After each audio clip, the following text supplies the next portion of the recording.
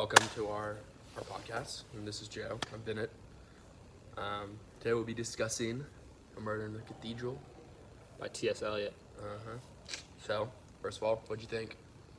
I thought it was all right. I watched the movie on Amazon Prime. It wasn't too crazy, but it was at some points it was very interesting. I thought the first half was very good. What did you think? Yeah, I liked it. I liked especially in the film version. They added, or T.S. Eliot wrote another scene to put at the beginning to give the viewers context about what happened between King Henry II and Thomas Becket.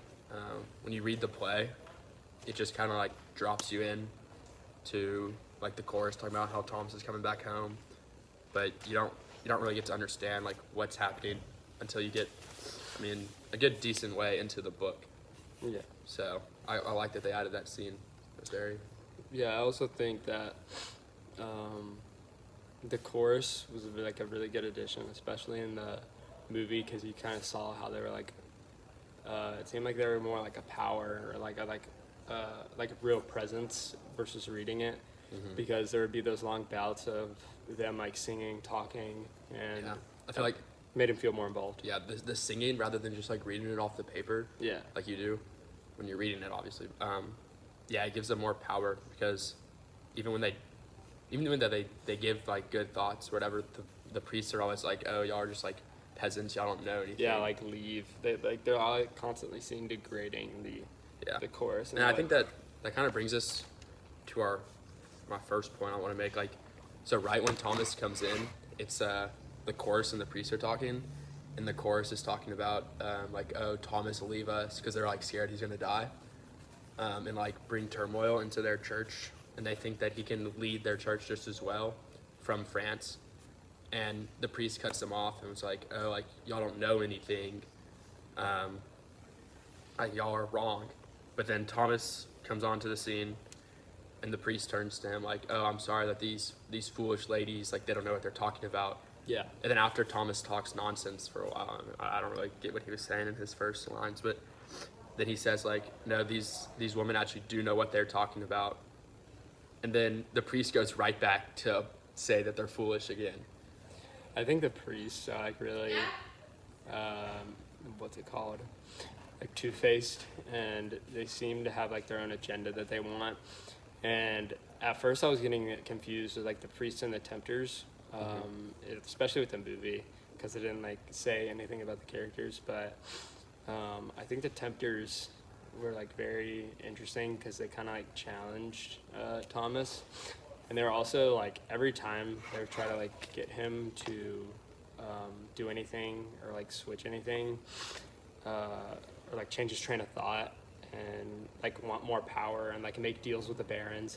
He was he would think about it and be this does sound kind of a good idea, but then he'd remember. So he is a morally correct man, but at the same time, I can definitely see him being misguided by his own judgment and such. Yeah, I think we should I like to talk about the first tempter for a while. Yeah, he's introduced as a former friend of Becket and the king. Yeah, on the chess game. Yeah, and he talks about how friendship should not be undone by the passage of time.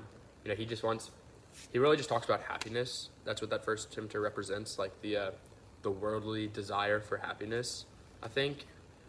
Because he says that this friendship, if they restore the friendship, Thomas and King Henry, it'll have a trickle down effect throughout the whole church in England. And that the first tempter says that Thomas shouldn't sacrifice his happiness to do what is right. Yeah, and he was also the messenger, I'm pretty sure, was saying about the king. It was yeah, it's not a time of peace, but it's not a time of war. He's we're still. He's I don't think this will last long. I think this is a facade, because Thomas didn't send out his letters and was really trying to avoid whatever, or not trying to avoid whatever punishment, but he was just He wanted to get settled in he's before. Not trying to get happened. on the wrong side of it, and he's really trying to get us back straight. But he's a very methodical man. And I really like Thomas's response to this first tempter. You're talking about like how the friendship cannot be repaired. He says nothing can be repeated. I think that's good. But then I kind of liked the first tempter has a good comeback to that. He starts to talk about how Thomas only listens to his quote higher voices. He's like mocking him, and then after that he goes away, and that brings us to the second tempter. Yeah, second tempter. He was very interesting. Next to positive, that was the one that was talking about the barons, right? Something about like how like there's so much power. Yeah, and he was like, you could collude with these other barons. He's like, there's like real power in this. He's like, you could actually like be something and go in on your desires. He's just like, your desires, and this really like reminded me of like Jesus in the desert being tempted by the devil. Exactly. And even though there's like 4 tempters, right? Yeah, and I think that point about like obviously it's a spiritual play because talking about an archbishop and whatnot, but I think like there's a bunch of biblical references like that, the tempters. Yeah. And then later on when the knights are coming and the priests are trying to protect him, and he says like stand down, that kind of like that reminds me of that reminds me of the garden and when like Peter cuts off the guard's ear, but then Jesus tells him like no, it's okay, I've been like ready for this. Yeah. And then the third tempter, I think maybe you just referenced him a little bit, but he talks about like overthrowing the king. Like he's more spiritual than the first two. He understands that like what the archbishop's job is and that like he has to ask for the Pope's permission and whatnot, but he still puts his worldly affairs first, like all this power and like overthrowing. And I think the third tempter is kind of doesn't really understand that even if they do overthrow King Henry, he'll just be replaced by another temporally minded, powered person. And it'll just the cycle keeps repeating itself. Yeah, and one thing that the tempter said, or that was spoken while the tempters were speaking, was the wheel revolves, the carriage turns, roll on, a wheel of the universe to roll on and grind out new triumphs. And that brings back to Thomas's first speech when he arrives. He talks about the wheel always turning. So he kind of like uses Thomas's own words against him. Yeah, and it's kind of just like, I don't know, that just kind of like ties to like the bout of fate, and like your actions are predetermined, or like a loose concept of fate where it's like your actions influence what your destiny will be, which is not really fate, but I'm at a loss for words of what it is. But I think that's really good because that like kind of puts into perspective what the tempters really want. Like they don't, like they're completely talking through their teeth, and they are not like genuine at all with what they want. They just want their goal. That's what they want, these new triumphs to come along. That's why they want this wheel to start rolling, so that they can, like, I guess the wheel metaphorically could be like their plan to be in motion through the aid of Thomas. But you can see that he doesn't want to do that. Yeah, and the end of the third tempter scene, we see that like despite Thomas's troubles with King Henry, he still hasn't like forfeited his loyalty to him. He still doesn't want to overthrow him. Yeah. Because he understands that like that's not going to solve anything. I think it goes back to like the friendship part that they were saying, that the tempter was saying, because he was like, once a friendship's broken, it can never be like redone again. But it seems like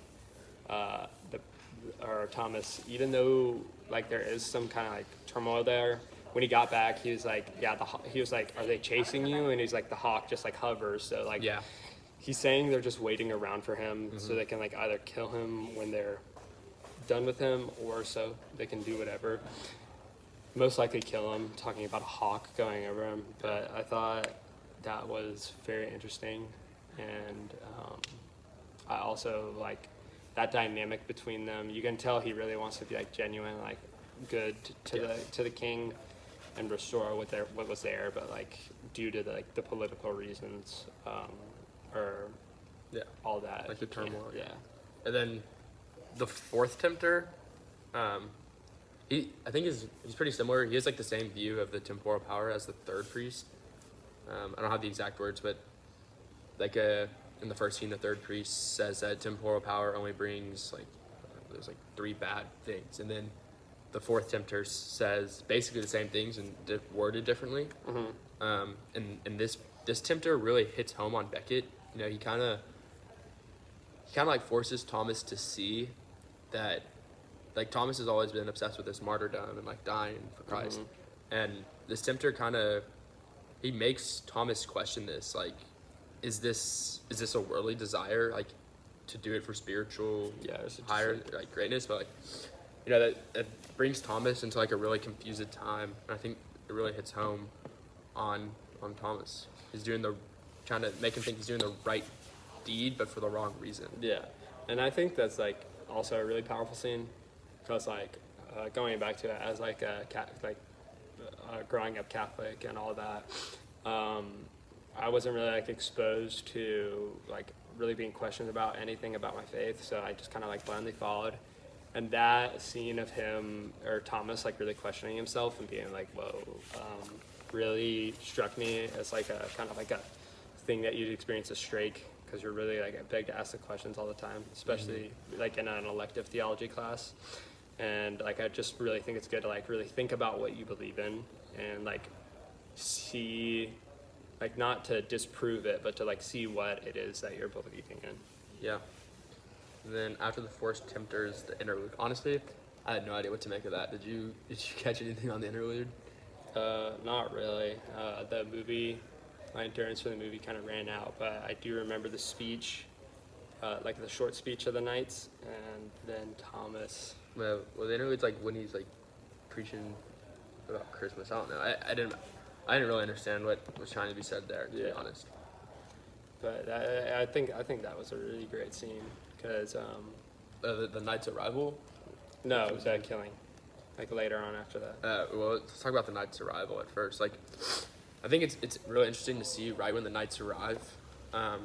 Thomas immediately says, he says to his priests, like, go into my chamber. There's papers in there that are signed. You know, that really, it shows that he's like prepared for his fate, or prepared for what's to come. It seems like he's trying to put it off. He's saying, hey, I have this paper signed, go grab it, to like try to clear up a mix up. No, he's saying like, in case something happens, like it's already all ready. Yeah. I thought you meant like a treaty. No.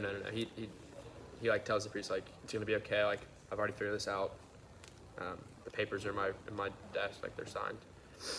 And then the priest, the knights, they accuse Beckett of soiling the king's reputation. And he denies this, and I think he kind of like places blame like on someone else in this scene. He calls himself an instrument of the Pope, saying that he was just doing what the Pope wanted. Yeah, I think it's a lot like that too. Like that, I feel like that's how a lot of people like view the church, and how like archbishops and such act as just an extension of the Pope's authority.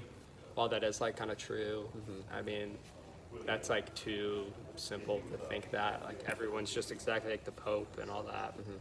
And then this is when we see kind of what we talked about earlier with the priest trying to protect Thomas, really reminiscent of Jesus in the garden after the Last Supper.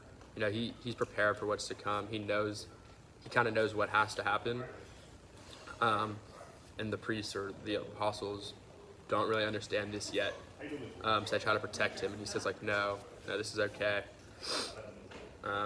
So yeah, and then that brings us to Thomas's death. Yeah, and Thomas's death is like a really powerful scene. Even though in the movie I'm pretty sure it was cut short. In the play it's a lot longer, but there was a saying that he said, and he said, into thy hands, O Lord, into thy hands, which was kind of like him just like going along with that theme of his martyrdom, kind of like accepting what he wanted to do. I mean, I don't really think anyone wants to die, but he really believed in the martyrdom cause, so I think that he fulfilled not his goal, but I feel like he died for a just cause. And I think we kind of see another biblical reference in this scene. Like right after the knights kill Thomas, they start to give excuses, and that kind of reminds me of like Pontius Pilate. You know, he kind of blames. the chicken or the cock crow or Oh yeah. like three times no. Peter. No, I'm talking about like instead of like just killing Jesus, Pontius Pilate is like he lets the people vote, so he Yeah, kind and of then he like washes washes his his hands. hands. Yeah, and like right afterwards, all 4 knights each give their own excuse. And I Yeah. think that's really I reminiscent. think of it'd be that. viewed as both Peter and Pilate because Peter, after it did 3 times, he like gave a lame excuse Yeah. and was like, "Oh no, like this wasn't my intention." But then eventually, yeah. Overall, I think it was a very interesting play. A lot of biblical references. I think a modern adaptation would really do it some justice. It was very tough. Kind of like making myself watch that last little bit. That's why I am not super familiar on it. But I thought the first half was great. Yeah. All right. Thank you for listening to us. Thank you.